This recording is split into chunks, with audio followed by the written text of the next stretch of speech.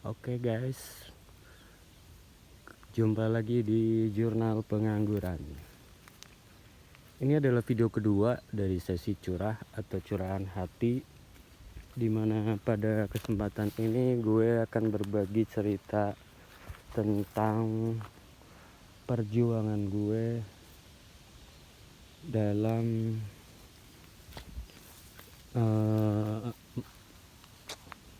menyandang status as unemployment, especially tentang gimana perjuangan gue ngelamar sana sini. Oke guys, kita mulai. Jadi setelah melewati proses layoff, kena layoff, terus beres-beres barang atau di yang benda yang gue miliki di meja kerja itu, gue memang langsung caps. Dan posisinya adalah ketika gue dikasih tahu kalau gue terkena layoff itu posisinya gue ada di luar kota. Jadi pas lagi dikabarin tuh otomatis sorenya itu langsung gue pulang ke Jakarta. Paginya itu langsung dipanggil satu-satu, ngadep ke direktur dan HRD, dan disitulah akhirnya positif bahwa gue terkena layoff atau ya pokoknya intinya gue kena, terus perhitungannya sekian gitu. Dan dari situ gue tuh langsung mudik pulang kampung.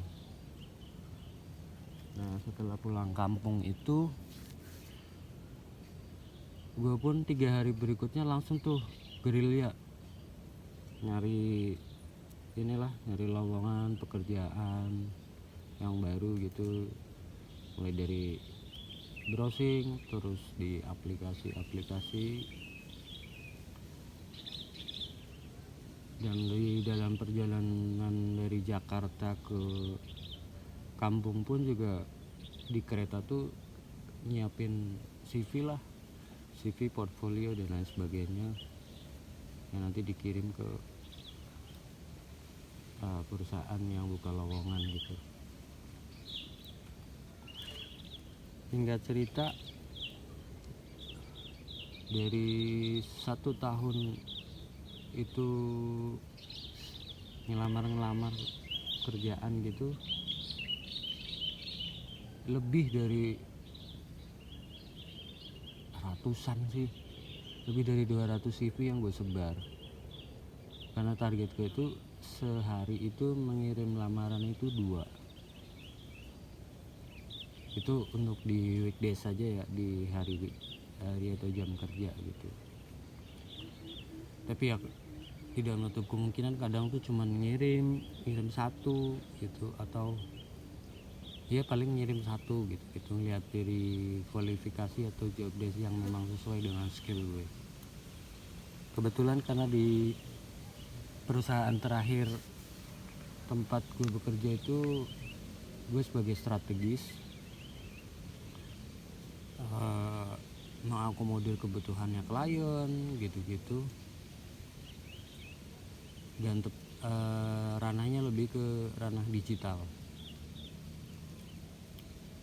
So dari ratusan CV atau lamaran yang gue kirim itu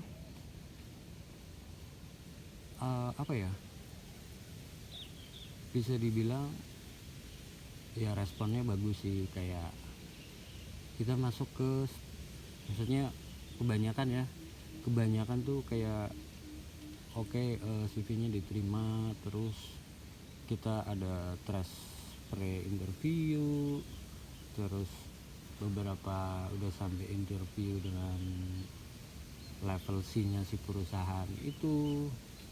ya ngomongin tentang flow kerja, ngomongin soal salary. Tapi ya gitu, memang karena kalau dalam pikiran gue tuh cuman ini tuh belum rezeki gitu.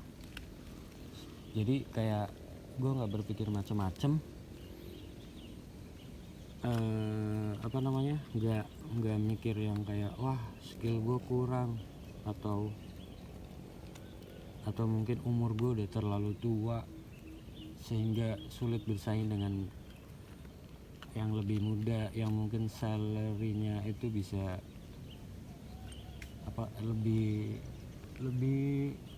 maksudnya bukan bermaksud merendahkan yang baru fresh ya, tapi maksudnya kan banyak tuh yang kayak ya nggak usah dari orang lain lah, teman-teman deket gue aja kayak ya udahlah yang penting kerja gitu. Nah banyak tuh yang kayak gitu yang mungkin kayak last salary-nya tuh lebih kecil dibanding gue gitu. Itu udah sampai step yang kayak udah interview sama manajer HRD level C dari si perusahaan itu gitu. So far sih asik, tapi di sini ada tiga hal yang pingin gue ceritain, kayak apa ya, poin-poin penting dari proses yang pernah gue jalani melamar pekerjaan dari level biasa sampai yang level manajer ataupun strategis sesuai dengan pekerjaan terakhir gue. Yang pertama, kayak lu itu kalau mau ngelamar pekerjaan lu harus lihat kayak perusahaannya gitu. Jujur kalau kayak gue, kalau perusahaan yang masih baru, gue itu agak berpikir-pikir karena pasti akan masih ada rasa trauma kayak gue tuh pernah kena PHK. Jadi kayak keberlangsungan perusahaan itu kayak kayak menjadi poin yang gue pertimbangkan gitu. Dan itu salah satu poin pertama yang gue perhatiin. Yang masih dalam poin yang pertama itu sebenarnya lebih ke diri kita sendiri gitu, kayak melihat bahwa job desk yang ditawarkan atau pekerjaan yang ditawarkan itu memang sesuai dan kita punya sesuatu atau skill yang kita butuhin di pekerjaan itu gitu. Terus di fase ini juga kayak kayak perlengkapan atau kayak surat lamaran yang lu punya tuh lu harus dilengkapin gitu, jangan asal ngirim ataupun ya tentunya dengan banyak hal ya, kayak bahasanya harus ditata, terus apalagi ya, kayak formatnya bahasa Inggris atau bahasa Indonesia itu juga harus lu perhatiin, dilengkapi dengan kayak portfolio, sertifikat kalau lu punya, terus kayak piagam atau apapun juga penting sih. Setidaknya itu menunjang lah untuk dipertimbangkan oleh si perusahaan yang membuka lowongan.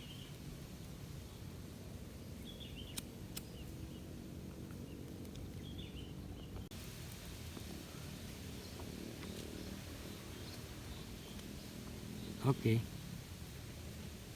kita lanjut di fase atau poin yang kedua, yaitu tentang salary atau gaji. Ini berdasarkan pengalaman gue pribadi ya, meskipun di perusahaan terakhir itu gaji kita tuh udah lumayan, atau posisi kita lumayan, yang posisi strategis atau apapun posisi yang bagus, itu pasti akan menunjang dengan salary atau gaji yang lumayan juga. Nah, ketika kita melamar pekerjaan yang baru, ada beberapa beberapa pandangan menurut gue itu yang harus gue pilih. Yang pertama adalah, mungkin ini adalah terjadi kebanyakan orang, yang penting gue kerja dengan gaji berapapun sehingga gue tetap bisa menghidupi kehidupan sehari-hari gue, barulah nanti sambil mencari peluang yang mungkin dianggap lebih bagus. Itu poin yang pertama. Poin yang kedua, gue tetap bertahan dengan range salary yang terakhir gue dapat. Misalkan nih, di perusahaan terakhir gue itu gaji katakanlah berapa, 20 juta lah, biar lo ngiler. Nah, di posisi yang lumayan enak segitu, dengan pendapatan kayak gitu, gue bertahan untuk melamar pekerjaan dengan range yang salary di antara segitu juga. Dan ini betul gue pegang.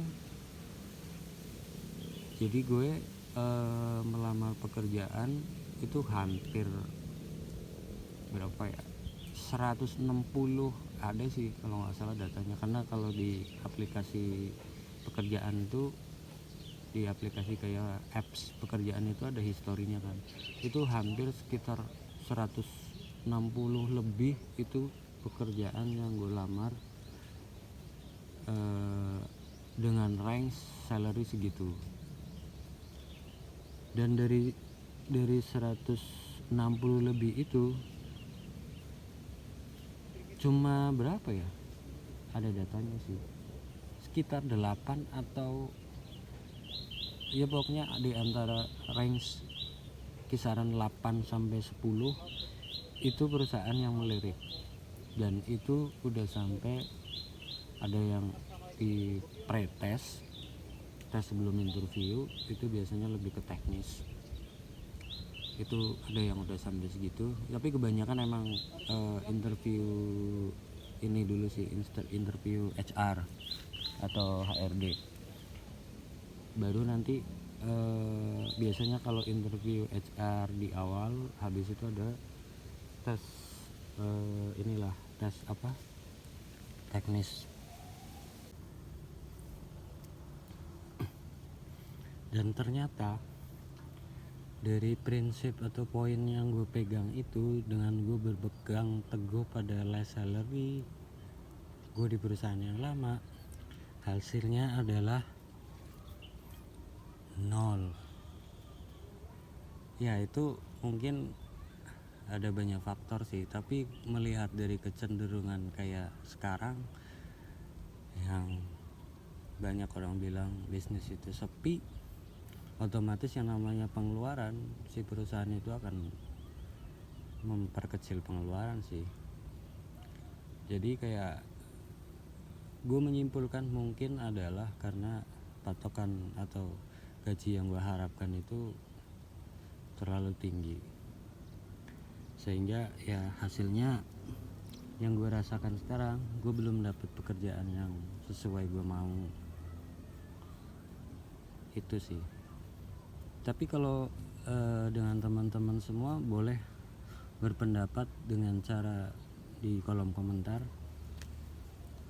dan pilihan pun sebenarnya balik lagi ke teman-teman semua. Syukur-syukur kita bisa dapat, kalaupun kita lagi nganggur, itu kita bisa cepet dapat pekerjaan terus dengan salary yang lumayan juga, ya kan? Pasti semua orang maunya begitu. Ditambah lagi adalah perusahaannya nyaman, terus mendukung kita sebagai karyawan untuk lebih maju, misalkan dengan pelatihan, kursus, atau ya pembekalan ilmu yang lain yang tentunya masih mendukung dengan pekerjaan yang kita jalani. Itu sih, itu dari hal yang kedua.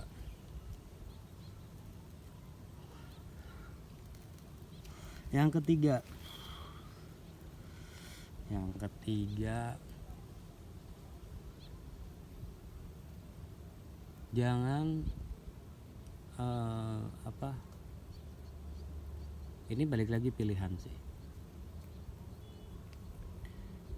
Ini gue cerita dulu sedikit tentang pengalaman dimana gue itu pernah ditawarin pekerjaan oleh salah satu temen yang menurut gue pekerjaan itu belum, maksudnya enggak, kurang cocok itu menurut gue, karena dengan beberapa pertimbangan seperti maksudnya bidang usahanya dari si perusahaan itu, terus skop kerjaan atau job desk pekerjaan yang tidak match dengan pekerjaan terakhir gue, dan itu waktu itu belum ngomongin sampai dengan gaji atau salary. Kalau melihat dari pengalaman gue, itu balik lagi dengan pilihan sih. Pilihannya adalah kalaupun ada tawaran atau pekerjaan yang memang mau menerima lo, itu balik lagi ke diri lo atau diri kita. Misalkan kayak dalam contoh kasusnya adalah gue, waktu itu gue menolak karena dengan beberapa pertimbangan hal seperti yang tadi udah disampaikan. Dan ternyata ya itu adalah peluang yang menurut gue udah disia-siakan. Karena sebenarnya kalau mungkin pekerjaan itu kita terima, ya mungkin gue udah bukan pengangguran lagi. Tapi ya itu karena menurut gue belum rezeki, ya mau diapain gitu sih. Jadi poinnya adalah ketika lo ditawarin, lo pertimbangkan baik-baik. Dan misalnya ketika ada tawaran, lo pertimbangkan baik-baik, lihat sisi baik dan buruknya, jangan nurutin ego. Ya semoga itu pekerjaan yang cocok gitu, jalani aja kalau kata orang-orang sekarang. Itu sih beberapa poin. Yang pertama tentang melamar pekerjaan itu harus kenali dulu perusahaannya, bidangnya seperti apa, role pekerjaannya seperti apa, terus lengkapi CV kita dengan berbagai hal seperti sertifikat, piagam, jasa tentunya, dan atau mungkin dibutuhin kayak surat keterangan dari kantor terakhir gitu-gitulah. Yang kedua adalah tentang batasan, bukan batasan sih, kayak range salary itu dipertimbangkan lah. Terserah lo mau berpegang teguh dengan less salary lo, atau terima pekerjaan apapun, yang penting lo kerja, lo beraktivitas yang mungkin nanti bisa bukan buat batu loncatan sih itu. Ya bisa dibilang begitu, buat batu loncatan untuk mencari peluang yang lebih baik dan bagus gitu. Dan yang ketiga tadi adalah kalau ada tawaran, balik lagi ke diri lo mau tolak atau lo tetap berpegang teguh dengan prinsip lo. Itu sih 3 hal yang pengalaman yang gue dapetin dari perjuangan 1 tahun dengan mengirim ratusan surat lamaran ke berbagai lowongan kerja. Semoga curahan hati kali ini bisa bermanfaat buat teman-teman semua. Sekian dulu, sampai jumpa di curah selanjutnya. Bye.